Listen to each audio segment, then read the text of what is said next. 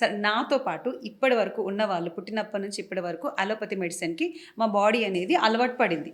ఇప్పుడు సడన్గా నేను ఇది మానేసినా, ఇప్పుడు సడన్గా మానేసి హోమియోపతికి షిఫ్ట్ అయినా ఏమైనా ప్రాబ్లమ్స్ వస్తాయా మాకు?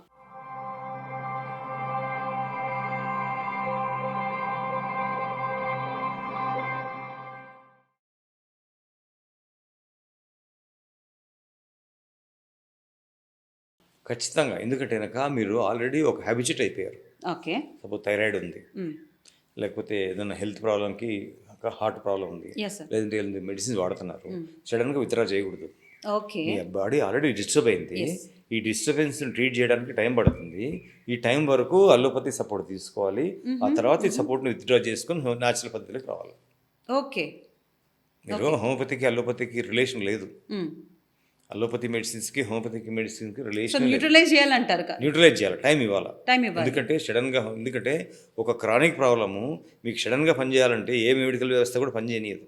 Okay sir. సో అప్పుడు హోమియోపతికి టైం ఇవ్వాలి. కాబట్టి హోమియోపతి వాడుకుంటూ ఈ మెడిసిన్స్ విత్డ్రా చేసుకుంటూ జీరో కండిషన్ తీసుకొని వచ్చిన తర్వాత then you can land it. So మీరు కౌన్సిలింగ్ ఇస్తారా సార్ మీ దగ్గరికి వచ్చిన వాళ్ళకి?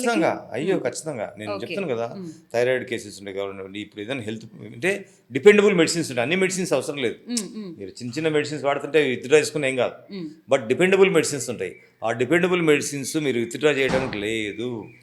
అలోపతి మెడిసిన్స్ వాడుకుంటూ హోమియోపతి సపోర్ట్ తీసుకుంటూ అలోపతి మెడిసిన్ స్టాప్ చేసేదాకా మనం వాడి ఆ తర్వాత మన హోమియోపతితో వచ్చినాక దెన్ నార్మల్ అయిపోతారు. హోమియోపతిలో ఏంటంటే మీరు ఈ మానేసినా సరే మీ బాడీ అనేది బ్యాక్ వెళ్ళదు. మన సిస్టమ్ ట్రీట్ చేస్తున్న ప్రాబ్లం కాదు. Okay. yes got point. System treat చేసే కొద్దీ మీ ప్రాబ్లం కాదు.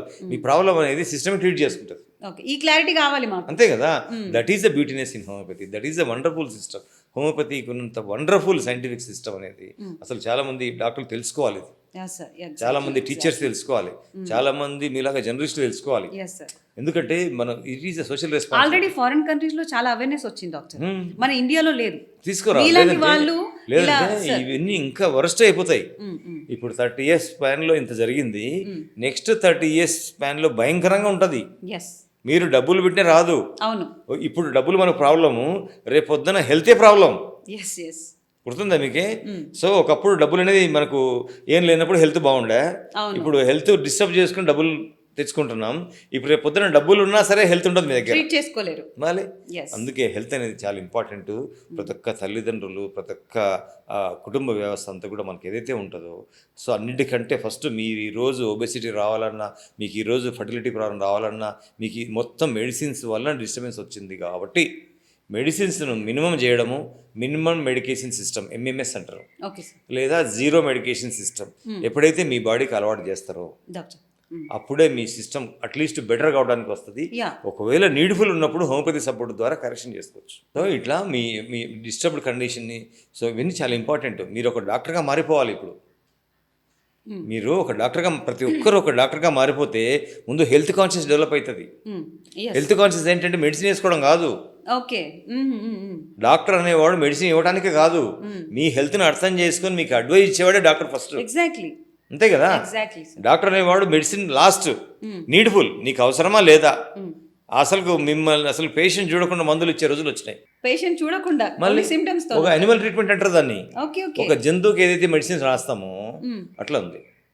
ఇప్పుడు మీరు ఇప్పుడు రొయ్యలు ఉన్నాయి, రొయ్యల చెరువులు ఉన్నాయి. మందులు వేస్తేనే రొయ్యల చెరువులు ఉంటాయి. అవును. మందు లేకపోతే రొయ్యలు రావు. అంతేనా. మన బాడీ కూడా మెడిసిన్ వేస్తేనే మీ బాడీ ముందుకు వెళ్తుంది. మెడిసిన్ లేకపోతే ముందుకెళ్ళదు. ఆ కండిషన్లోకి మన బాడీ వెళ్తుంది. ఒక డేంజరస్ కండిషన్. ఫ్యూచర్ జనరేషన్కి మీరేం ఆన్సర్ ఇస్తారు, ఒక హెల్తీ పీపుల్కి మీరేం ఆన్సర్ ఇస్తారు. సో ఇవన్నీ కూడా హెల్త్ గురించి తెలుసుకోవాలంటే కనుక zero medication system or minimum medication system follow అయితే మీరు మిగతా వ్యవస్థలని పక్కన పెట్టండి. హోమియోపతిని పక్కన పెట్టండి, అలోపతిని పక్కన పెట్టండి, ఆయుర్వేదిక్ పక్కన పెట్టండి. అవన్నీ కూడా మీకు తర్వాత చాయిస్. బట్ ఏ మెడిసిన్ వాడొద్దు అనేది నా కాన్సెప్ట్. Super sir, super. ఎందుకంటే దీని మీద చాలా బిజినెస్ జరుగుతుంది. మీలాంటి వాళ్ళు డాక్టర్స్ ఇంకా ముందుకు రావాలి, ప్రతి ఒక్కరికి అవేర్నెస్ అనేది క్రియేట్ చేయాలి.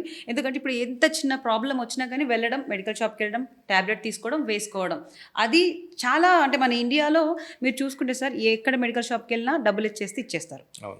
దాన్ని కంప్లీట్గా దాని మీద యాక్షన్ తీసుకోవాలి. మీరు అన్నట్టే జీరో మెడికేషన్, తర్వాత మినిమల్ మెడికేషన్ అనే దాని మీద Yes. ఇంకా ముందుకు దాన్ని మనం సపోర్ట్ చేయాలి సార్. మీలాంటి డాక్టర్స్ ముందుకు వచ్చి చాలా మందికి అవేర్నెస్ ప్రోగ్రామ్స్ అనేది క్రియేట్ చేయాలి.